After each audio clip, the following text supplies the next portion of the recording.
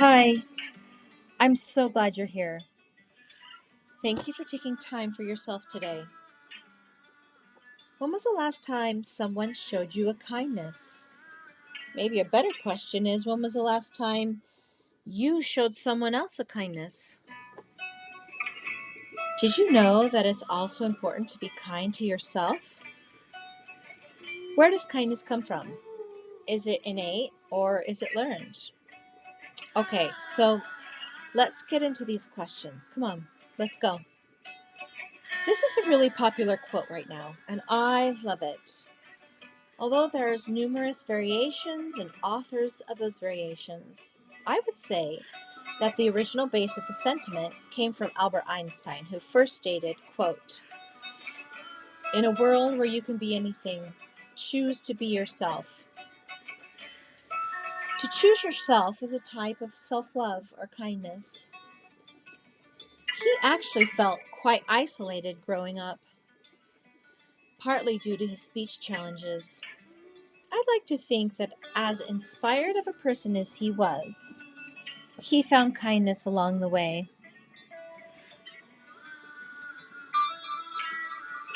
For he himself was a very kind human being. He spoke and taught of peace instead of war. He wrote of beauty and equality. These are all aspects of kindness. Kindness is free. You can give it away and give it away and never have any less to give yourself. It does not cost money, and you cannot purchase it. You can't go to the store and put a pound of kindness in your shopping cart. You don't have to be in a specific place to be able to offer kindness. It can be given anywhere and at any time. And did you know that a smile filled with joy given freely to a stranger is considered an act of kindness? It can be shown to an animal, a stranger when done safely, a neighbor, a classmate, someone who's hurt physically or emotionally. And now the list goes on and on. We're, are we born with kindness within? Or is this something we have to be taught? My first thought is that it is innate. We are born with it in us. Well, according to the many medical journals and studies out there, I'm only partly right. In an article from NPR, it stated, quote, "Humans are certainly born with a capacity to be kind, even leaning towards kindness in many situations," unquote. Now, according to psychologist Paul Bloom, quote, "Babies are endowed with compassion, with empathy, with the beginnings of a sense of fairness. It turns out kindness is complicated. We're born with both the wiring for kindness and cruelty. So altruism is not inevitable. It's a skill and a habit that we have the power and responsibility to foster, one good deed at a time," unquote. So, we as parents and family members, or your village of people, are still entrusted to teach kindness in order to sustain and lift the society in which we live. What are some other names for kindness? Now, from the Thesaurus website, these are some synonyms: affection and courtesy, decency, gentleness, goodwill, goodness, grace, humanity, patience, sweetness and sympathy, tenderness and tolerance, understanding and charity, helpfulness, thoughtfulness. Well, kindness is part of our morality, our sense of right and wrong. And if you choose to offer your kindness, you can never go wrong. What might keep us from being kind? Temperament, for sure, such as being shy. Sometimes when someone does not respond to us, or it may feel as if they snubbed you, when in reality they may lack courage or the skills to respond. Perhaps it's your safety. Do you feel unsafe for some reason? If so, instead of acting with kindness, you might react with cruelty.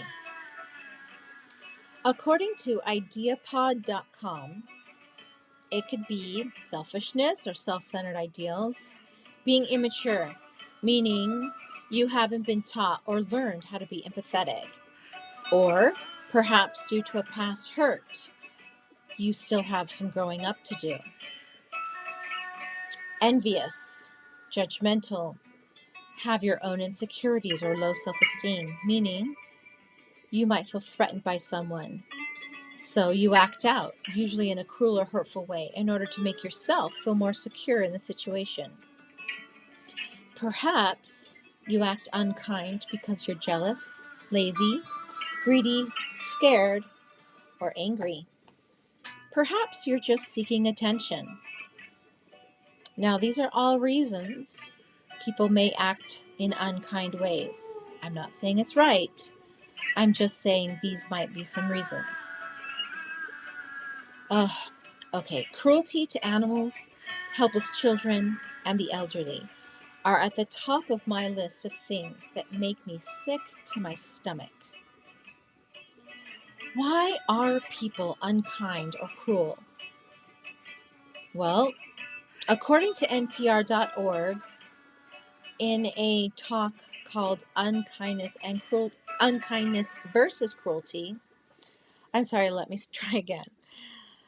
On NPR.org,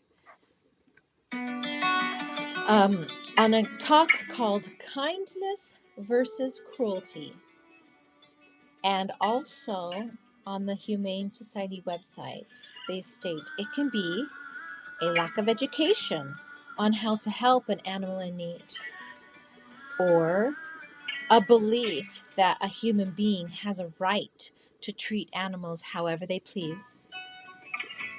Or perhaps they were hurt by an animal as a child, which created a deep-seated fear.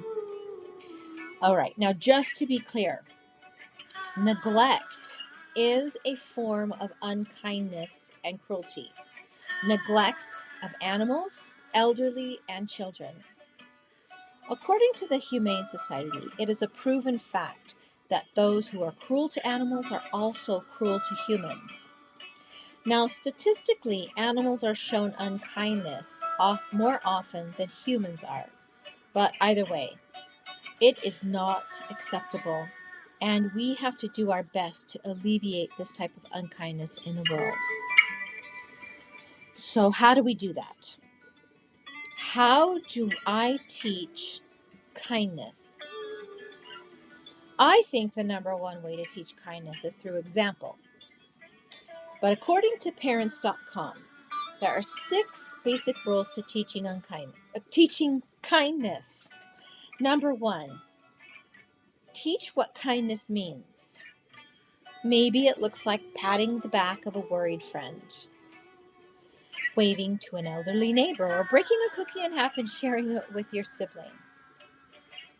Older kids might look at kindness like inviting a lonely classmate to join their lunch table, comforting someone who's sad or scared, or donating their allowance to a cause they care about.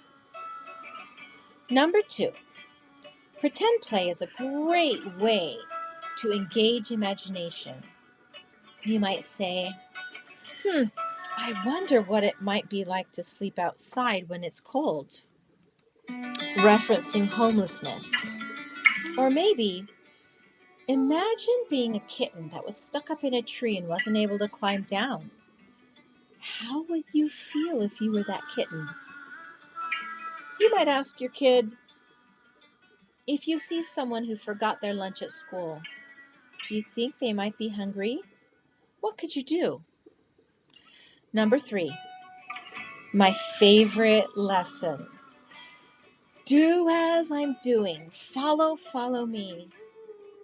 Dr. Harding from Parents.com says, quote, we can't control their behavior, but we can look for ways to demonstrate kind behaviors ourselves. Now, Dr. Korb says, quote, as they get older, your kids will watch how you treat people, from subtle interactions, such as putting your phone down to make eye contact and say thank you, or to more tangible acts of kindness, like inviting a lonely person or your neighbor to share a holiday, or bringing a meal to someone who's sick, comforting the bereaved, and donating time and money to take care of people in need. Number 4, encourage yourself or your kids by making the lesson concrete, such as sharing something, volunteering, giving of what you already have, including someone, comforting, supporting, being a champion for someone, compromising, listening, and noticing when someone could use help, such as help in school, help with a chore in your home, or an older person who needs a seat on the bus. Dr. Harding goes on and says, quote, ask, what can I do at this moment that could add kindness to the situation, unquote. Number 5, Dr. Naumberg says, quote, it doesn't always flow out of you naturally, but that doesn't mean you're an unkind person, unquote. I say,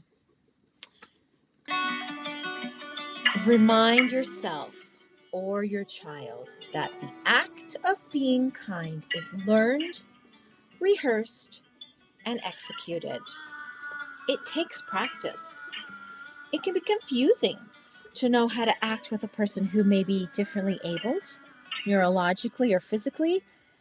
Now, Dr. Naumberg explains, quote, kindness is really like a muscle. The more you practice saying kind things, the easier it's going to be when it's hard, unquote. And number 6, after the kindness is completed, ask yourself or your child, how do you feel? And in kind, remind them to understand and acknowledge when they or you are receiving kindness. And how does that feel to be on the receiving end? Oh man, kindness is the most fundamental expression of what it means to be a human being. No one is perfect, and we are all going to have times when we are unkind to ourselves and those we love, or even strangers. But we can do our best each day, knowing that tomorrow you'll have a clean slate and you'll have many opportunities to do kind deeds. I hope that makes you smile. And I hope that you find that someone reaches out to you with kindness tomorrow. But if not, you can be the one who smiles first. Look for ways to lift, help, make an offering of kindness. Offer that hand of friendship. You'll probably never know how far your kindness reaches. It may stop someone from committing suicide. Your smile to a stranger may show kindness they have been praying for, to know that they are loved and visible to someone, anyone. As human beings, we want to belong. We want to be loved and accepted. So be that person for someone, even if you don't know them. If you are shown a kindness, please make sure you accept the gift with grace. Do not reject someone's act of kindness. You may hurt them more than you know. If you feel it's given unnecessarily, take it with thanks anyways and move on. Remembering that it takes courage to be kind to those around us, be they familiar or strangers. So be a kind receiver. Now, if you're ready to make change and want a plan specific to your needs and would like someone to coach you along, I'm ready for you. Go to my blog and click in the coaching tab for a free consultation. Then we can make a plan to set your goals into motion. Now, speaking of goals, try to do one kind deed a day, even if it's just smiling at someone. Make sure you reference my resources pages on my blog. Go to my homepage and you'll see under resources one for mental health, self-care, and healthy living. You're going to find a lot of resources there. You can also find me on these social media sites and feel free to email me with questions. I love hearing from you guys. If you like this class, you'll find many more on my YouTube channel. But please subscribe because your support in subscribing helps me to be able to continue to provide these free classes to you. You'll find me at Kathleen Ann Unshamed on YouTube. And thank you so much for joining us and choosing you today. Thank you for finding time to become the person you want to be. These are the sources that I referenced during this class today.